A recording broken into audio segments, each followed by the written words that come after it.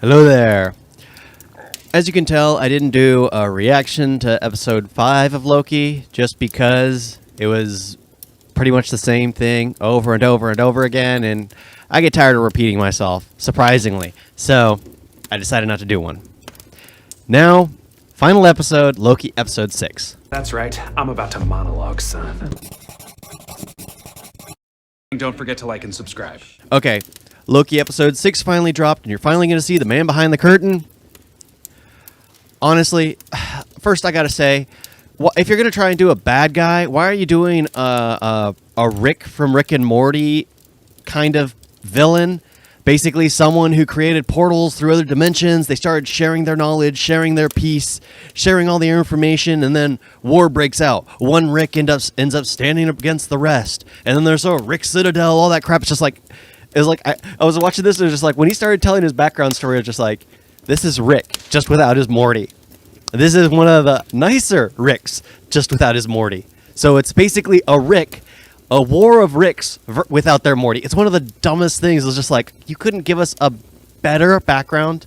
You couldn't give us something better than this? Honestly, some of the things I made up on the spot were far better than what they gave us.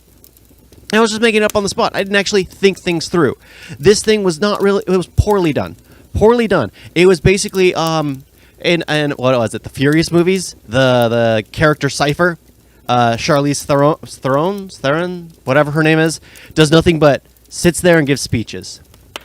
That's exactly what this villain did. Don't take pointers from Fast and the Furious. Please, if you're a writer, do not take pointers from Fast and the Furious. It is not the best way to actually appease a fan base. It seems like Marvel got too high on its own horse, was like, we can hire anyone, and then just hired someone who didn't know how to write, and was just like, here, do this. So basically all they did was wrote dialogue. People find dialogue exciting. Yes, people find dialogue exciting when it's done right. When it's done boring, pointless, it's just, no one cares. Nobody cares. The dialogue didn't seem to really serve a purpose. Like if you watch a Quentin Tarantino movie, dialogue carries everything. The only thing that made it redeemable for the most part was Loki's a liar. So it's enjoyable to watch him monologue, try to get himself talking his way out of things. So you can get away with it with him or the Lokis. Episode 5 was a huge disappointment to me. I'm just going to throw this in there because I was expecting the Lokis to always want to out-talk one another. Always have the last word. Didn't happen. Absolutely did not happen. Maybe happened once in the beginning where they're all trying to talk over one another. But no. So this one literally is one of the dumbest things ever. I mean, of course you're going to get betrayed. Of course it's just like, oh my gosh. Everything was just right there. It's just like, I don't care. I don't care. I don't care about seeing all you guys fight with one another. And then the miracle ending, it was just like, what the heck? They're all going to war with one another. He was right. He was being honest. Of course he was. That's why Tom Hiddleston wanted to stop the other Loki. It's not that. People are just poor writers. Because honestly, I was expecting all the time TVA to be in cahoots with one another. How is it that all the Owen Wilsons ended up as part of the TVA?